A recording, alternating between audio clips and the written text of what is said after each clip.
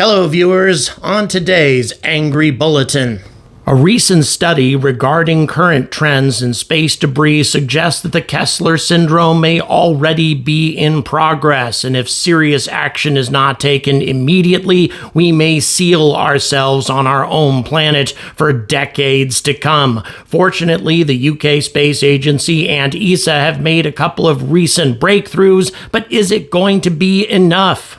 And on this side of the Atlantic, now that SpaceX has decided that they're not going to be digging any flame trenches and they're not going to be installing any sort of water pumping station or water tower, how do they intend to make this giant sprinkler head of theirs work? And is this really the best solution to build a proper and safe launch platform for the world's largest rocket? All of this and more coming at you on the Angry Astronaut right now.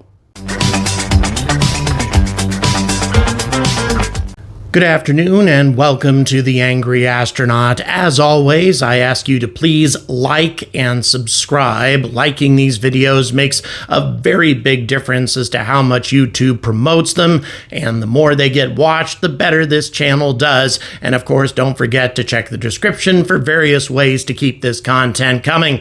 All right, on to the stories of the day. Ever since I started this channel, I've had one particular hot topic that I like to talk about. Well, one of many, but this one is something that's really stuck in my craw for some time, and that is the crisis in low Earth orbit. Something that most space agencies are not really doing a great deal about, even though it threatens the future of all of our ambitions in space. And ever since I started covering this topic, I began to discover that the UK Space Agency and the European Space Agency have for some reason been taking the lead on all of this, building a sustainable space industry and leading the charge in trying to get rid of all this stuff, even though, for the most part, these countries didn't create the problem. Indeed, even when I was in London one time talking to an addiction counselor that I had met there, well, he asked, why are we doing this? Why are we spending millions of pounds on this problem? Did we create the problem? And I said, no, for the most part, you didn't. Although the Chinese and the Russians have definitely created a lot of it, certainly the United States also had a big hand in doing it. Britain, not so much. But I'll tell you something, it's very good that they've decided to do something about it because they're making real progress. A recent study compiled by researchers at the University of Malaga really brings to light the seriousness of the current crisis. It begins by talking about an incident that happened on November 15th, 2021. I think a lot of us know about that, when a Russian PL-19 Noodle missile destroyed a defunct military Soviet satellite. When this happened, a cloud of more than 1,500 pieces of debris trackable by ground-based radar were created, and these were the fragments larger than 10 centimeters. It was also estimated that hundreds of thousands of smaller fragments were produced. For the most part, the study covers the impact of anti-sat weapons tests recently, and as you can see, the number of cataloged objects in orbit has increased exponentially since these sorts of tests started to get carried out, starting in the 1990s with the United States, followed by China, India, and Russia. The number of cataloged fragments produced by the Indian test was relatively mild because they decided to destroy a microsatellite, only about 129 fragments, whereas the Chinese test in 2007 created 3,449 fragments. The study goes on to describe the cataclysmic impact of a future satellite war between the US and China, the US and Russia, or perhaps between Russia and China. Regardless of the participants, everybody loses the battle. This is the sort of war we dare not have. As you can see from these figures, you have a massive spike of destroyed satellites when the war takes place in period 10, but then the number of destroyed satellites actually increases by year 50. 40 years after the war is over, there are actually more destroyed satellites being created than when the war was actually taking place, and the number of active satellites continues to decline in spite of our best efforts. And this is simply because the larger the cloud of space debris, the more collisions there are going to be, and the more impossible it's going to be for us to put anything into orbit ever again, which means the development of these kinds of weapons is pointless. If you launch an attack against your enemy's satellites, you will destroy your own satellites in the process. They don't even have to retaliate, which means a satellite war makes absolutely no sense, even though it is becoming increasingly likely as world tensions continue to increase. Even under the current scenario, with the current amount of trackable space debris that we have found already, it is projected that one major satellite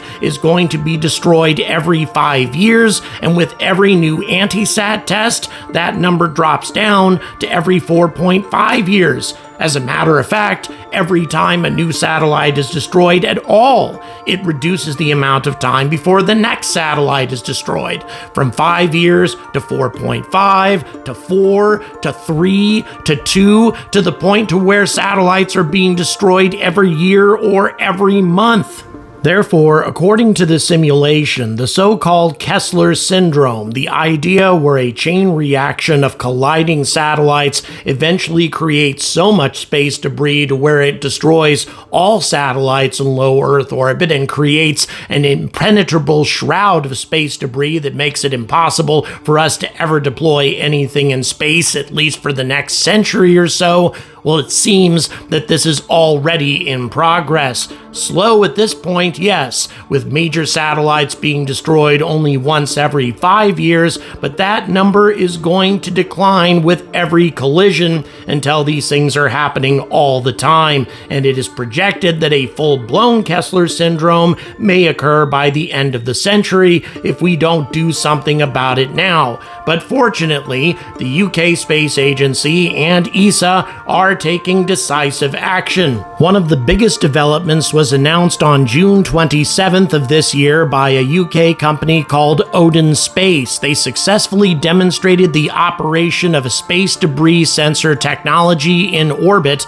as part of the recent SpaceX Transporter 8 mission. Bet you didn't hear a whole lot about that, but it's a very important demonstration indeed. The sensor was deployed on a D-orbit ION satellite, and it's designed to deal with this very important problem. Currently, we are incapable of tracking any space debris fragments smaller than 10 centimeters, even though 1 millimeter pieces of space debris, given the fact that these things are traveling many thousands of kilometers per hour, are capable of disabling smaller satellites. And of course, smaller satellites are very much in vogue right now, especially the SpaceX Starlink. Given the fact that these tiny fragments are capable of bringing down these kinds of satellites, and given the fact that we have no idea where they are, it means that we are not currently tracking 99% of potentially damaging objects. This technology is designed to change that. Once a full constellation of these sensors are deployed, they will be able to track all space debris down to 1 millimeter in size, giving us a much better situational awareness. This, of course, does not solve the problem, but at least it gives satellites a fighting chance of dodging things that might disable them in the future. And there, of course, have been more developments. For example, the UK Space Agency has committed to investing hundreds of millions of dollars in incentives and getting companies to develop satellite deorbiting technology, and Astroscale in the UK has been leading the charge with the ELSA-M, a satellite capable of deorbiting multiple defunct satellites with magnetic plates. Now, of course, this is not something that's going to get rid of tiny fragments, but it at least is going to be able to deorbit the inactive satellites that could be destroyed by these fragments and therefore create more fragments in the future. And as I say, the UK has been spearheading this, although Astroscale has now recently expanded their operations into France, securing a contract contract with the French National Space Agency as well. As you can see, what the ELSA-M does is conducts a visual inspection of the target first, and then at that point, it matches the tumbling rate of the client satellite and docks with it. It's better to have a docking plate on the satellite, but of course a lot of older satellites do not have that function, but still the ELSA-M is capable of linking up to these satellites magnetically and then pushing them into the atmosphere without the ELSA-M being destroyed in the process. Then the ELSA-M makes its way to the next client satellite. The British initiative, which is now being adopted by the French as well, works in conjunction with ESA's zero debris policy, a policy that should be in place by 2024 or 2025. The idea is by 2030 to consistently and reliably remove all European satellites from valuable orbits around the Earth immediately after they cease operation, and also to make sure with every satellite you launch, you bring one down at the same time. Let me give you an example of how this works with the OneWeb constellation. OneWeb has an established contract with Astroscale and is installing what's called a removal plate on every one of their satellites to make it easy for Astroscale to dock with them.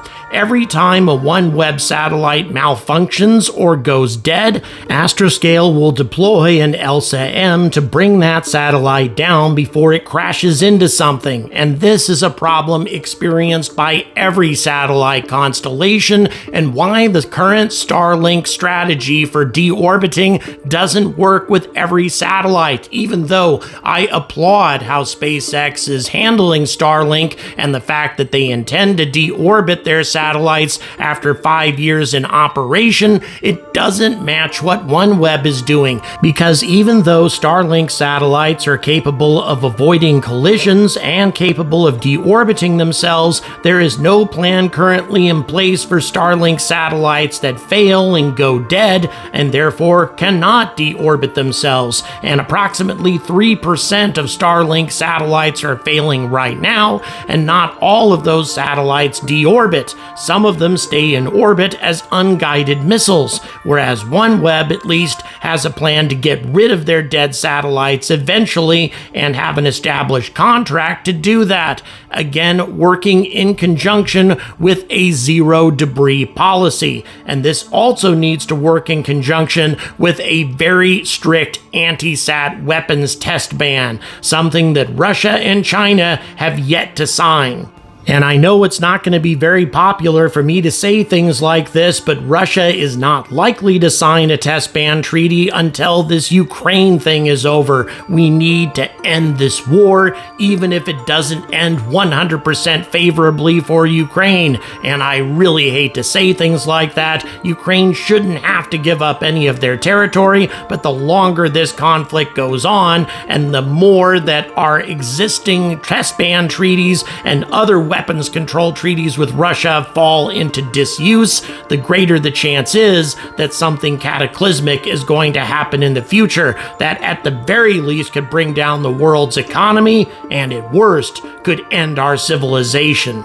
But let's spend a few minutes talking about something a bit more exciting. First of all, the hot staging plan with Starship, a very exciting way of improving the performance of this ship by utilizing, interestingly enough, a Russian method of improving performance, activating the engines as part of the second stage separation process. Once again, Elon Musk told everybody that this might deliver as much as a 10% improvement in payload delivery.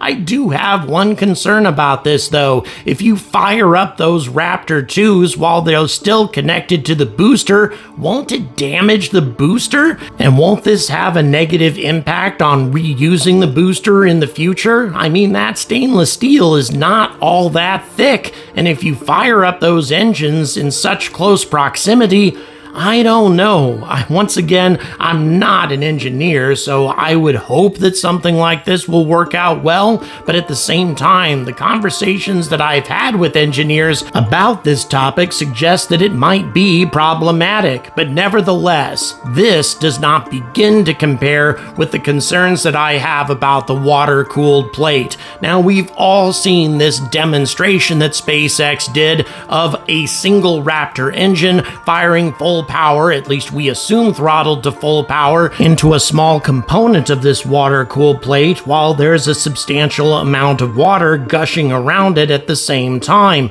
This, of course, suggests that you have a pump, something that's going to be providing a huge amount of pressure in order to drive lots and lots of water through this thing, especially given the fact that you have 33 engines firing into it and not just one. And yet, according to the latest images from RGV aerial photography, and by the way, if you have not subscribed to these guys and watched every single episode they put out, please do so. They provide invaluable information on everything that's happening at Starbase, but there is no evidence whatsoever of any sort of pumping station or any sort of water tower being installed, although there are quite a number of new tanks being installed, presumably for water. But how the hell are you going to get the necessary pressure to drive all of that water through this water-cooled contraption of theirs in order to keep it from being destroyed by the full fury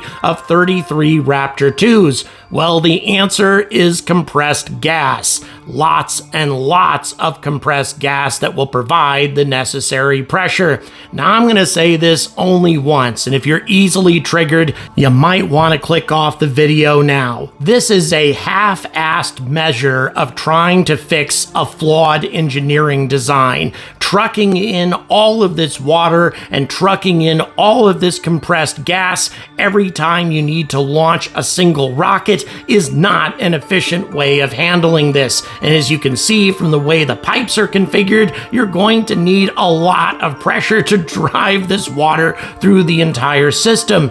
Hence, lots and lots of this compressed gas needed for every single launch, as opposed to a less expensive and more efficient way of doing it with, oh, I don't know, gravity maybe, like you have with a water tower, like NASA uses at all of their launch facilities, and by the way, SpaceX uses for almost every launch they conduct. And I know, here he goes again, slamming on SpaceX, but you know what? I only do this because I want to see Starship succeed. I want to see Starship achieve the high launch cadence that it's going to need in order to be able to refuel lunar Starship in a short amount of time in low Earth orbit and get it to the moon for Artemis 3. I'm telling you, these kinds of half fixes are not the way to accomplish this. We need a longer-term solution out at Boca Chica if they really intend to use this place as a launch facility, and a water-cooled plate instead of a flame trench may not be the best solution, and using compressed gas instead of a water tower or a pumping station of some kind is definitely not a good way to accomplish this, and the only reason they're doing it is getting the necessary approvals and the amount of time that it would take to build a water tower or build a pumping station would hold up the next launch attempt for Starship. But in my opinion, that's worth it. If we have a repeat of the last launch attempt, except this time Starship tries to take off in a maelstrom of steel shrapnel instead of concrete, we might have a destroyed Starship, a pad RUD or a pad airburst, which would create an unbelievably powerful explosion and definitely delay the next Starship launch for at least a year, and that's assuming that the government ever allowed Elon to launch this rocket it ever again. At the very least, this thing needs to be exhaustively tested with multiple static fires at 90% power on those Raptors to see how well it really holds up and how well the surrounding concrete that isn't covered by this plate actually holds up, how well the water pressure works. And by the way, every time you test it, you're gonna need more compressed gas if you don't build a water tower. I really don't understand why they're not just doing this the easy way, the reliable way. Yeah, it might take longer, but again, as I said before, it's worth it. But as is the case most of the time, things will continue to move very quickly out at Starbase. They still need to pour another concrete foundation for this plate before they install it, and of course there's probably going to need to be a lot of construction to get this thing operational. Then they're going to need to test it, so I really don't think we're going to see a launch for at least another couple of months, if not longer, but nevertheless, the moment of truth is rapidly approaching. And in spite of everything that I've said in this video, I really hope that everything goes well. Please smash that like, hit that subscribe, please check the description for various ways to keep this content coming, and as always, stay angry about space.